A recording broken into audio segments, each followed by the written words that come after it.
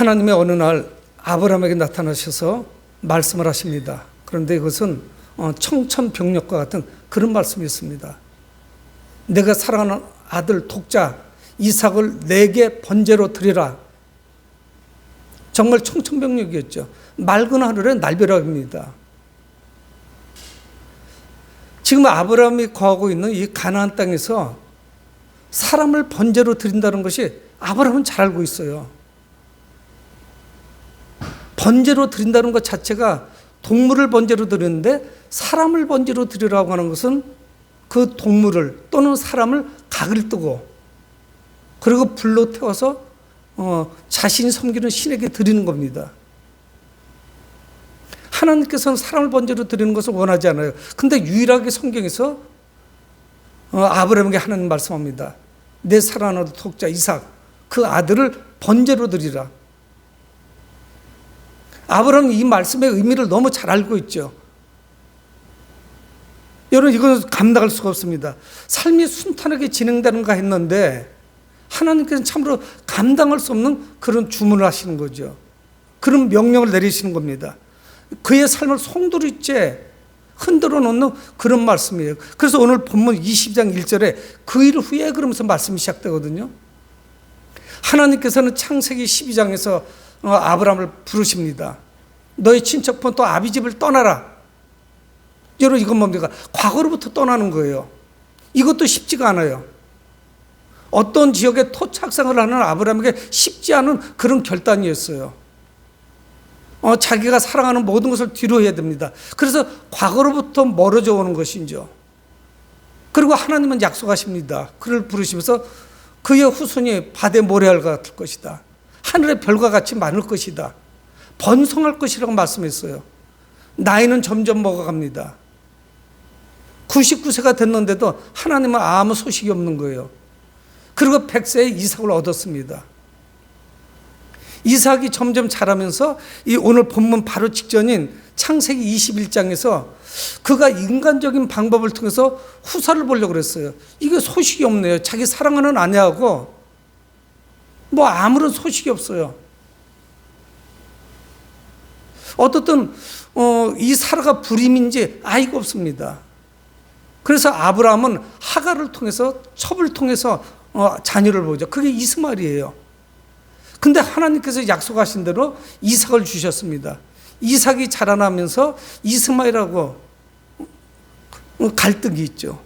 그래서 21장에서 그 하갈과 그 첩과 그 이스마엘 이 아들을 내보내요. 사실은 쫓아낸 거죠. 계속 갈등이 있으니까. 그리고 나서 하나님의 뜻이 성취되는 듯하고 평탄한 삶이 계속 지속되는데 하나님께서 말씀하시는 거예요. 이제는 하나님 말씀이 성취되고 나는 평탄한 그런 노년을 보내다가 하나님의 부르심을 받으면 되겠구나 했는데 하나님께서 이삭을 바치라는 거예요. 내가 잘못 들었나? 온갖 생각을 다 할 만한 그런 때입니다. 여러분 이건 뭡니까? 아들을 바치라는 것은 그의 미래를 끊어놓는 거예요. 과거에는 그 친척부터 아비집 자신의 그 사랑하는 고향으로부터 떠났고 그러면서 현재를 살아왔는데 자신의 아들은 미래입니다. 이 아들을 통해서 후사가 이루어지지 않으면 그는 가나안 땅에서 자신을 마지막으로 끝나는 거예요. 대가 어떤 소망도 찾을 수가 없어요. 혹시 하나님께서 말씀을 잘못하신 거 아닌가? 이거는 너무 모순되는 말씀이에요. 하나님께서는 그 후손에 대한 축복을 주셨고 그 후손들을 통해서 세계 열방이 복을 받을 것이라고 말씀했는데 이거는 앞뒤가 전혀 안 맞아요. 둘 중에 하나는 잘못된 거예요. 그런데 오늘 이 창세기 저자인 모세는 우리에게 아주 자세하게 상세하게 1절에서 말씀합니다. 그 이후에 하나님이 아브라함을 시험하시려고 그를 부르시되 아브라함아 하시니 그가 이르되 내가 여기 있나이다. 모세는 이미 이 사건을 알고 있는 상태에서 이거를 기록했기 때문에 하나님이 그를 시험하려고 하셨다고 이렇게 말씀하고 있거든요. 아니요, 저는 제가 목사지만 이런 시험을 당하고 싶지는 않아요. 농담도 이런 농담하는 거 이거 싫어요.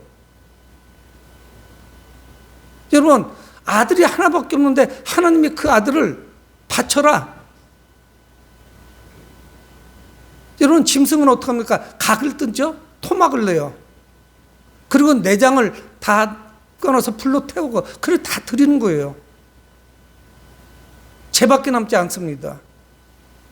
여러분, 시험을 하기 위해서, 아브라함을 시험하기 위해서 하나님이 이렇게 하셨다면 감당할 수가 없는 거예요, 이거 쉽지 않은 그런 시험이죠. 이제 아브라함에게는 이삭만 잘 자라면 됩니다. 뒤쪽에 문맥을 보면은 이 이삭이 상당히 많이 성장했어요. 정말 사랑하는 아들입니다. 근데 성경은 그를 시험하려고 했었다, 이렇게 말씀을 하죠. 아브라함은 아무것도 몰라요. 진행 과정을 몰라요. 이게 시험인지 무엇인지 알 수가 없습니다. 혹시 하나님이 잘못 말씀하신 건가? 아니면 내가 지금 잘못 들은 건가? 확인을 좀 다시 해봐야 되나? 그리고 하나님은 이 아들이 어떤 아들이라는 것을 알고 있습니다. 하나님이 주신 아들이에요. 그래서 2절에 여호와께서 이르시되 내 아들 내 사랑하는 독자 이삭을 데리고 모리아 땅으로 가서, 모리아 땅으로 가서 내가 네게 일러준 한 산, 거기서 그를 번제로 드리라. 하나님은 다 알고 계시다고요. 내 독자고 내 사랑하는 아들이에요. 내 아들, 내 사랑하는 독자 이삭을. 여러분, 성경에 사랑이라고 하는 단어가 얼마나 많이 나옵니까? 근데 사랑이라고 하는 단어가 창세기 22장에서 아브라함의 그 사랑하는 아들 이삭을 이야기할 때 사랑이라는 단어가 처음 나온다고요. 여러분, 얼마나 애지중지했겠어요. 100세에 얻었는데. 뭐 아들이 여럿 있는 것도 아닙니다. 아들이 여럿 있어도 다 소중해요. 누구 하나를 거기서 뭐 제비 뽑아서 하나님께 제물을 드릴 수 있겠습니까?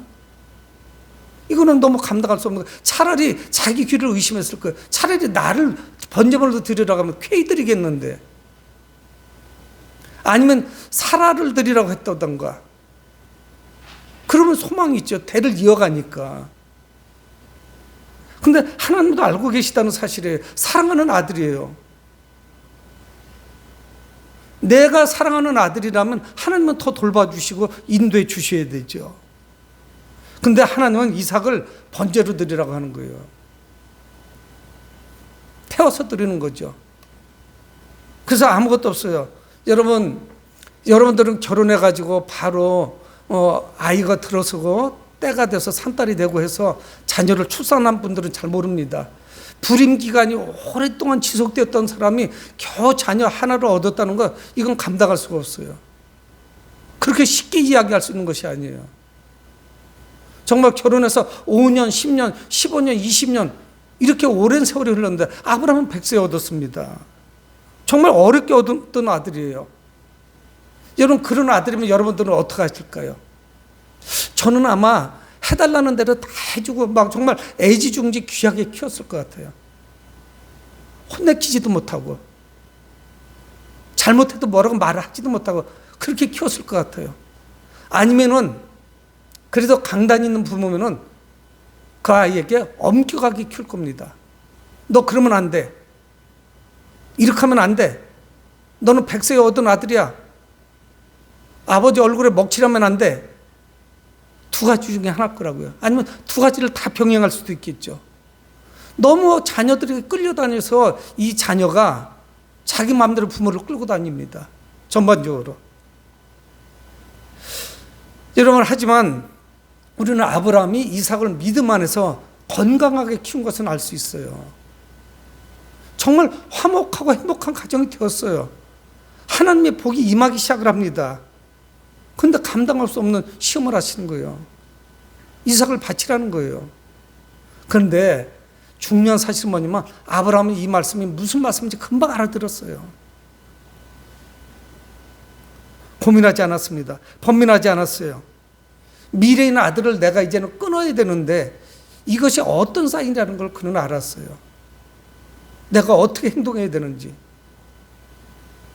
여러분, 그래서 3절은 말씀하고 있으면 제가 3절을 읽어볼 텐데 여러분들이 한번 잘 들어보세요. 성경을 보시던가. 아브라함이 아침에 일찍 일어나 나귀의 안장을 지우고 두 종과 그의 아들 이삭을 데리고 번제에 쓸 나무를 쪼개어 가지고 떠나 하나님이 자기에게 일러주신 곳으로 가더니, 여러분 이 3절을 볼 때마다 막 뭔가 막 복받쳐 올라와요. 감동이 올라와요. 어떤 군더더기가 하나도 3절에 없습니다. 보세요. 아브라함이 아침에 일찍 일어나 밤새 잠을 잤다 못 잤다 고민했다 이런 말씀 없어요.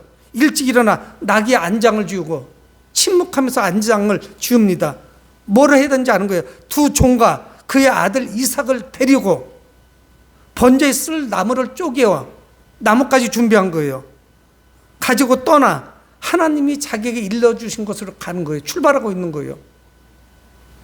그가 갈등했다. 내 아내 사라에게 이야기를 해야 되나 말아야 되나, 갔다 와서 내가 뭐라고 이야기해야 되나. 이 이삭을 하나님께 바치고 나서, 그리고 올 때는 나 혼자 와야 되는데 두 종하고 집사람하고 어떡하지? 내가 이걸 어떻게 감당하지? 여러분 이런 고민 하나도 없어요. 여러분 아브라함은 오늘 지금 창세기 22장을 보고 있지 않습니까? 15장 6절에서 아브라함이 하나님을 믿으니 이를 그 의로 여겼다고 했어요. 아브라함의 믿음이 이미 아들 이삭을 바치기 이전에 하나님께 인정받은 믿음을 가지고 있습니다. 시험하고 테스트하고 할 것도 없어요. 하나님이 이미 인정해 주셨어요. 인정받은 믿음을 가지고 있습니다. 근데 그 믿음이 이제는 행동으로 보여줘야 돼요. 내가 믿음 있는 것을 이삭을 하나님께 번제물로 드리면서 내 믿음이 어떤 믿음인지. 여러분 이 번제라는 것은 어떤 의미가 있는 줄 아십니까? 복종의 의미가 있어요. 복종한다는 뜻을 가지고 있어요. 이 아들은 하나님께서 주신 아들이고 그 소유주인 하나님께 돌려보낸다 하는 믿음이 없어 이거 감당하지 못합니다. 여러분 우리의 물질 이거 내 거라고 내 소유라고 하는 생각을 가지고 있으면 하나님한테 10원도 드릴 수가 없어요. 이게 얼마나 아까운 건데. 하나님의 번제라고 말씀하실 때 이것이 무엇을 의미하는지 그런 금방 아는 거예요. 여러분 아브라함이 얼마나 말을 잘하는 사람인 줄 아세요? 하나님께서 소돔과 고모라가 타락하고 죄악으로 관영하니까 하나님 거기를 심판하려고 합니다. 그런데 아브라함이 아주 줄기차게 하나님과 줄다리기예요. 하나님 송구스럽지만 그 소돔과 고모라에 내 조카도 있지만 거기 의인 50이 있으면 하나님 멸망을 보류하실 수 없나요? 그러니까 하나님 뭐라고 말씀합니까? 좋다. 의인 50명만 있어도 내가 멸망시키지 않으면. 가만히 생각해보니까 50명 없을 것 같죠. 그래서 하나님께 다시 말씀합니다. 혹시 하나님 다시 한번 말씀드립니다. 40명 정도 있으면 어떡할까요? 내가 좋다. 40명도 내가 멸망시키지 않겠다. 그래서 10명까지 내려와요. 하나님께 중보기도 했습니다. 꾸준히 간구했어요. 근데 의인 10명 없어서 망한 거예요. 아브라함이 말을 얼마나 잘하는지 몰라요. 하나님께 기도할 줄 아는 사람이었어요. 근데 오늘 3절에 보면은 아브라함은 침묵합니다. 내 길을 의심했어요. 하나님 분위기가 잘못 말씀하신 것 같다. 아니면 아들을 살려달라고 하소연하지 않았으면. 하나님, 저는 이제 늙었고, 저는 이제 100살이 넘었고, 차라리 하나님 내 소유를 다 팔아가지고 재산을 드릴 테니까 그냥 바꾸시죠. 이삭 대신에 이삭 드리라는 거 제가 알겠는데 그냥 제 재물을 드리면 어떨까요? 헌금할게요. 이렇게 하지 않았어요. 못 들은 채 할 수도 있어요. 여러분 그 모리아 땅에 모리아 산이 보이네요. 그냥 돌아가도 돼요. 아무도 몰라요. 하나님과 자기만 알아요. 뭐 망신 당할 것도 없어요. 집으로 조용히 돌아가면 됩니다. 뭐 고민할 거 뭐 있어요. 하나님, 제가 생각해 보니까 3일 길을, 이 길을 왔는데 안 되겠네요. 드릴 수가 없습니다. 하나님 잘 생각해 보세요. 하나님 뭐 틀린 것 같아요. 이 아들을 통해서 후사를 주신다고 했는데 하늘의 별과 같이 바다의 모래알 같이 그거 하나님 다 뻥치신 거 아니에요? 이렇게 이야기할 수도 있어요. 그런데 그는 침묵하며 모리아산까지 갑니다. 그 산이 보이기 시작하는 거예요. 번제로 드릴 것이. 여러분 생각해 보세요. 3일이라는 건 우리는 순간적으로 우발적으로 무슨 일을 할 수 있어요. 충동적으로. 3일 동안 무슨 생각이 들었겠어요. 피를 말리는 과정입니다. 믿음이 막 충만할 때 누가 이야기해서 우발적으로 잠깐 그러고 나서 후회할 수 있어요. 아, 내가 말을 잘못했네. 이 약속은 파기해야겠다. 여러분 이거 쉽지가 않죠. 집으로 조용히 돌아가면 그냥 끝납니다. 그런데 이때 그 사랑하는 아들 이삭의 말이 가슴을 후벼 파는 거예요. 목적지는 거의 다 왔습니다. 근데 그가 그렇게 묻는 거예요. 6절에 아브라함이 이에 번제나무를 가져다가 그의 아들 이삭에게 지우고 자기는 불과 칼을 손에 들고 두 사람이 동행하더니 다 준비됐어요. 하나님께서 번제로 이삭을 드리라고 해서 이삭이 준비되어 있고 나무가 준비되어 있고 장작이 있습니다. 불로 태워야 되니까. 그리고 불이 있어요. 여러분 지금같이 라이터를 가지고 다니던 시대가 아니에요. 성령이 있는 것이 아닙니다. 불씨를 가지고 올라가야 돼요. 근데 7절에 이삭이 그 아버지 아브라함에게 말하여 이르되 내 아버지 하니 그가 이르되 내 아들아 내가 있노라. 이삭이 이르되 불과 나무는 있거니와 번제할 어린 양은 어디 있나이까. 아버지 오늘은 참 이상하네요. 예전에는 아버지하고 나하고 제물 드리러 꼭 산에 올 때 불이 있었고 나무가 있었고 그리고 순양을 염소나 양을 가지고 올라왔는데 지금은 짐승이 없습니다. 그러니까 아버지가 묻는 거예요. 번제할 어린 양은 어디 있습니까? 번제할 하나님께 제물로 드릴 그 짐승이 어디 있습니까? 묻는 거예요. 여러분 제사 드릴 때 가장 중요한 게 뭐냐면 제물이에요. 짐승이 있어야 돼요. 되게 가축으로 드리죠. 근데 그 동물이 없는 거예요. 하나님께 제물로 드려야 되는데 이삭은 자신이 죽는다는 것은 꿈에도 생각하지 못하고 있습니다. 목적지에 다 온 거예요. 자기가 죽는다는 것을 모르고 있어요. 자기 자신이 제물이라는 사실을 모르고 있어요. 근데 그 아버지 아브라함이 이렇게 대답을 해요. 8절에 아브라함이 이르되 내 아들아 번제할 어린 양은 하나님이 자기를 위하여 친히 준비하시리라. 여기는 여러 가지 의미가 있습니다. 오늘 아브라함이 말씀할 때 2번 정도 모호하게 말씀해요. 근데 그 분명한 믿음이 그 안에 있어요. 그 2명의 종들이 따라왔을 때 그 산 쪽을 향해서 가면서 아브라함이 그렇게 이야기합니다. 5절에 내가 아이와 함께 저기 가서 예배하고 우리가 너에게 돌아오리라. 우리가 돌아오리라. 아주 평범한 말을 했어요. 아들 데리고 돌아온다는 얘기밖에 없었대요. 둘이 올라가는데 우리가 제사 드리고 다시 우리가 내려올 것이다 이렇게 이야기했어요. 아마 여기는 하나님께서 우리는 2가지를 봅니다. 하나는 뭐냐? 아들을 안심시키고 종들을 안심시키려. 종들이 알았다면 어떻게 했을까요? 주님 이건 안 됩니다. 뭔가 잘못돼도 만류했을 거예요. 붙잡고 난리가 났을 거예요. 뭐 울고 불고. 우리가 다시 돌아올 거니까 여기 대기하고 있어. 그렇게 이야기하는 거예요. 또 하나는 뭐냐? 하나님께서 이 아들을 분명히 살려주실 것이라는 그런 확신 가운데 올라간 거예요. 하나님이 분명히 우리 아들 이삭을 통해서 후사를 그렇게 번성하게 해주신다고 했으니까 이 아들 바치고 나면 하나님께서 살려주실 거예요. 어떤 대안이 하나님을 갖고 계시고 있을 거예요. 거기에 대해서 전혀 의심하지 않은 거예요. 우리는 하나님이 하실 일까지 걱정합니다. 염려해요. 근데 사실 그건 자기의 염려죠. 근데 지금도 그렇게 이야기하는 거예요. 하나님이 자기를 위하여 친히 준비하실 것이다. 모호한 것 같으죠. 분명한 믿음이 그 안에 있는 거예요. 하나님께 드려지는 제사인데 하나님이 준비하시지 않겠어요? 그 제물이 자기 사랑하는 아들만 이삭을 드리면 되는 거죠.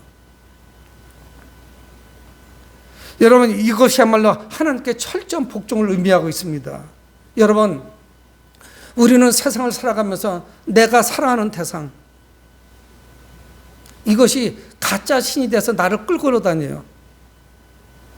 여러분 내가 정말 하나님보다 더 사랑하고 그래서 하나님보다 나를 더 지배하고 나를 여기로 끌고 가고 저기로 끌고 가고 내 코에다 고삐를 걸어가지고 나를 그냥 계속 끌고 다니는 그게 신이에요. 여러분, 이 아들 이삭을 적어도 신학자도 그렇고 우리는 신학자가 아니라고 할지라도 성경을 보면 이 아들이 적어도 10대 이상 됐습니다. 여러분, 이 아들하고 그 자기 부인하고 얼마나 행복한 가정, 단란한 가정을 꾸리고 있었겠어요. 거기다 돈도 뒷받침해 줘요. 하나님으로부터 믿음도 인정받았어요. 아브라함의 삶에서 하나님보다 더 위대한 존재, 아브라함에게 신이 될 만한 존재가 있다면 딱 하나가 있는데 그게 누구냐? 이삭이에요. 이삭 외에 하나님 자리를 차지할 만한 대상이 없어요. 100세 이상 된 노인이 돈에 대한, 물질에 대한 무슨 욕심이 있겠습니까? 없지요. 내 노후를 편안하게 살다 난 하나님 품에 안겼으면 좋겠다는 그런 생각을 갖게 됩니다. 여러분, 여러분들 삶에 절대적으로 양보할 수 없는 이삭이 다 있어요. 없는 분들은 훌륭한 믿음을 가지고 있는 겁니다. 나는 절대 이거는 하나님이 무슨 소리를 하셔도 난 이거는 양보 못해. 그러면은 그분은 그것이 하나님이에요. 그 대상이. 지금 아브라함에게 일생일대의 위기가 찾아왔습니다. 그의 믿음이 삶으로, 행동으로 보여줘야 돼요. 믿음으로 인정받았지만 행동으로 보여줘야 돼요. 근데 아브라함은 조금도 머뭇거리지 않았어요. 3절에서도 그랬지만 그런 머뭇거리지 않았어요. 9절, 10절을 제가 읽을 텐데 한번 또 잘 보세요. 하나님이 그에게 일러주신 곳에 이른지라 목적지까지 올라갔습니다. 이에 아브라함이 그곳에 제단을 쌓고 나무를 버려놓고 그의 아들 이삭을 결박하여 제단 나무에 놓고 손을 내밀어 칼을 잡고 그 아들을 잡으려 하니 칼을 높이 뽑아 들었습니다. 여기는 어떤 형사나 군더더기가 여기도 없어요. 동사만 반복돼요. 아브라함의 행동만 그려져 있습니다. 제단을 만들고 그리고 나무를 쌓아놓고 그리고 아들을 결박해서 묶어가지고 거기다 놓고 자기가 가져갔던 그 단도 짧은 칼을 뽑아 들은 거예요. 이제 그의 숨통을 끊으면 돼요. 그리고 불을 지피면 됩니다. 그럼 하나님께 들은 거예요. 흔들리거나 하체가 막 부실해져가지고 노인네가 흔들흔들하고 막 빈혈이 오려고 하고 막 쓰러질 정도 졸도하기 직전 이렇게 성경 표현하지 않고 있어요. 모세는 리얼하게 그 장면을 기록하고 있습니다. 꼭 우리가 동영상을 보는 것 같이 기록하고 있어요. 다큐멘터리예요. 모세의 어떤 갈등이 여기에 전혀 개입되지 않았어요. 인정머리가 없어서요? 그렇지 않아요. 아들을 얼마나 기다렸는지 몰라요.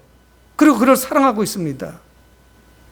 그냥 일사천리로 그 행동이 진행되는 거예요. 어떤 자괴감, 내가 지금 뭐 하는 짓인가 늙은 나이에. 도대체 하나님 믿고 좋은 일이라고는 한 번도 없네. 이렇게 푸념을 했다던가 아들에 대한 애착이 조금이라도 있으면 이건 하지 못하죠. 아니면 고민하고 갈등했다던가 찾을 수가 없어요. 숨통을 끊으면 됩니다. 그래서 호흡이 멈추면 끝나는 거예요. 그런데 그때 여호와의 사자가 그를 부릅니다. 하나님이 부르시는 거예요. 11절에 아브라함아 아브라함아 급하게 하늘에서 소리가 들려오는 거예요. 아브라함아 아브라함아. 집에 있을 때도 아브라함아 아브라함아 불렀지. 부엘세바 있을 때도. 근데 3일길을 걸어서 여기까지 왔죠. 모리아 산까지. 그때도 내가 여기 있나이다. 네 사랑하는 독자 아들 이삭을 번제로 드려라 말씀하시는데 지금 드리려고 하는 순간에 하늘로부터 소리가 들리는 거예요. 아브라함아 아브라함아. 그러자 그가 11절에 내가 여기 있나이다. 제가 11절을 읽어봅니다. 여호와의 사자가 하늘에서부터 그를 불러 이르시되 아브라함아 아브라함아 하시는지라. 아브라함이 이르되 내가 여기 있나이다 하며 그 소리 나는 쪽을 향해서 내가 여기 있습니다 말씀드리는 거죠. 그때 그 여호와의 사자가 그렇게 말합니다. 이삭에게 손을 대지 말아라. 12절 사자가 이르시되 그 아이에게 네 손을 대지 말라. 그에게 아무 일도 하지 말라. 서 하는 거예요. 그대로 멈추는 거예요. 아무 일도 하지 말아라. 손대지 말아라.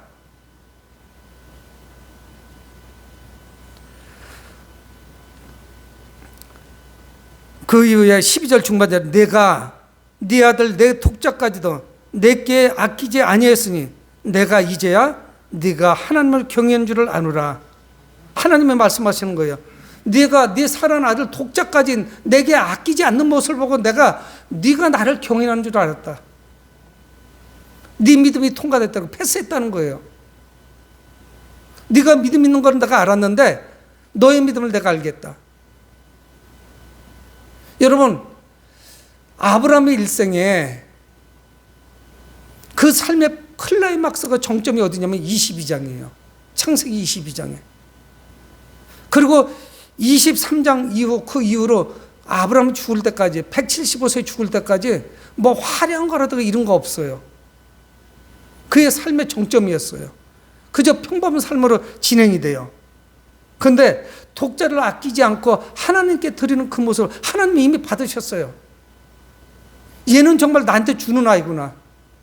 아브라함은 정말 그냥 쇼하는 것이 아니고 나는 시험하려고 저 아브라함을 불렀는데 아브라함은 정말 나에게 바치는구나. 그걸 하나님이 아신 거예요. 그럼 네가 나를 얼마나 경외하는지 내가 알겠다. 이 경외를 다른 말로 바꾸면 순종으로 볼 수 있어요. 네가 나에게 복종하는 줄 알았다. 여러분, 믿음은 순종으로 나타납니다. 복종으로 나타나요. 여러분, 순종이 뭡니까? 내게 유불리를 따지지 않아요. 내게 유리한가 불리한가. 이거를 바칠까 말까. 바치는 거는 큰 타격이 있는데 내게 출혈이 큰데? 나한테 유리한 것이 이거 아닌데? 조금 작은 거로 할까? 내게 그건 매우 불리한 건데? 없었던 일도 해버리지 뭐. 여러분, 이게 아니에요. 그래서 아브라함을 우리는 믿음의 조상이라고 합니다. 그냥 그에게 이름을 붙인 게 아니에요. 그냥 저 시골에 사는 가나안 땅에 있는 촌노인네 이런 분이 아니었어요, 아브라함은. 근데 13절에 극적인 일이 벌어집니다. 아브라함이 눈을 들어 살펴본 적 한 순양이 뒤에 있는데 뿔이 수풀에 걸려 있는지라. 거기를 바라봤더니 가까운 곳에 동물이 있는 거예요. 순양이 걸려 있는 거예요. 야생 순양이겠죠.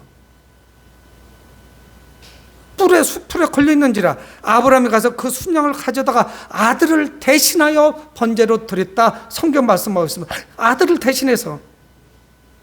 여러분, 우리는 뭐를 걱정하느냐? 하나님께서 하나님의 방식으로 결론을 내려주실 건데 내가 미리 갑을 해서 땡겨가지고 내가 걱정하는 거예요. 이거 이렇게 하면 큰일 나는데? 나 이렇게 가면 내가 망하는데? 순양을 대신해서, 이삭을 대신해서 번제물로 드린 거예요. 아브라함의 고백이 맞았죠? 여호와께서, 하나님께서 준비하실 것이다. 친히 하나님의 방식대로, 하나님의 계획대로, 하나님의 청사진대로, 목적대로 이끌어 가십니다. 그런데 우리가 걱정하는 거예요. 나는 힘이 약한데? 우리 교회는 사이즈가 작은데? 천만부당합니다. 그 말씀은 하나님, 그건 불가능합니다. 그럼 우리 기준이에요. 하나님이 준비하시는 거예요. 아브라함은 뭐를 알았냐? 하나님께 번제로 드리라고 할 때 하나님께서 하나님의 방식으로 이 일을 끝낼 것이다. 아들을 주신 분도 하나님이시고 하나님께서 아들을 달라고 하니까 그분께 내어드리면 나는 할 일을 다 한 거예요. 순종하면 끝나는 거예요. 근데 우리는 거기에 뭔가가 자꾸 개입해요. 왜? 더 큰 게 있으니까. 하나님보다 더 신뢰하는 것이 있으니까. 그래서 그 땅 이름을 아브라함이 여호와 이레라고 붙였다고 14절에 말씀하고 있어요. 아브라함이 그 땅 이름을 여호와 이레라 하였으므로. 여호와 이레가 뭐예요? 여호와께서 준비하셨다는 거예요. 여호와 이레의 하나님. 여호와 하나님께서 준비하셨어요. 여러분, 하나님이 준비하신 순양 대신에 순양이 있었기 때문에, 순양이 대신 죽었기 때문에 이삭이 살 수 있었습니다. 이곳이 어디예요? 모리아 땅이에요. 하나님은 아브라함의 아들 이삭을 죽이지 못하도록 하셨어요. 하나님이 받으셨어요. 그 마음을 보고 이건 바친 거라 진비 없어요. 그래서 그의 믿음을 인정해 주셨어요. 아들을 죽이지 못하도록 하셨어요. 그런데 하나님은 어떻게 했습니까? 자신의 아들을 죽였어요. 십자가에서 죽이셨다는 사실이에요. 이삭을 번제로 드렸던 곳이 어딘 줄 아십니까? 모리아 땅, 모리아산이에요. 역대상 3장 1절에 성전이 만들어진 곳이 어디냐?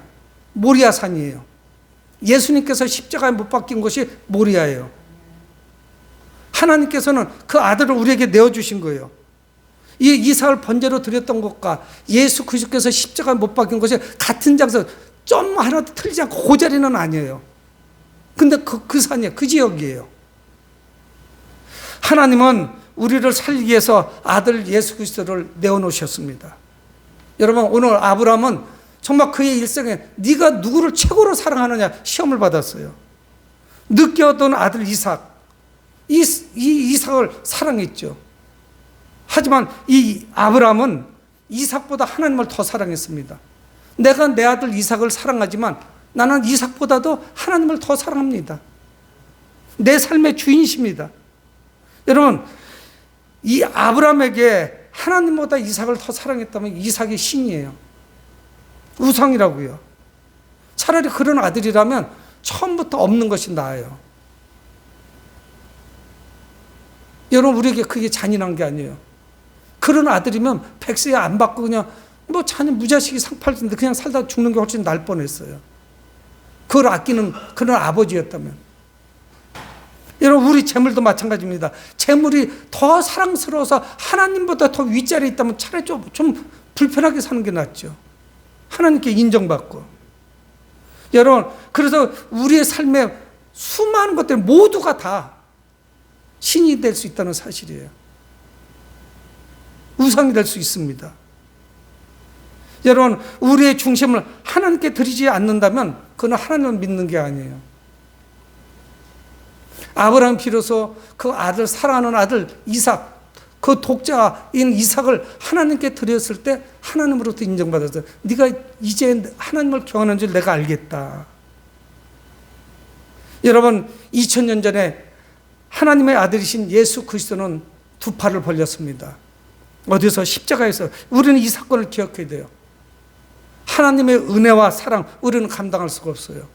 사랑하는 성도 여러분, 우리의 삶의 이삭이 무엇입니까?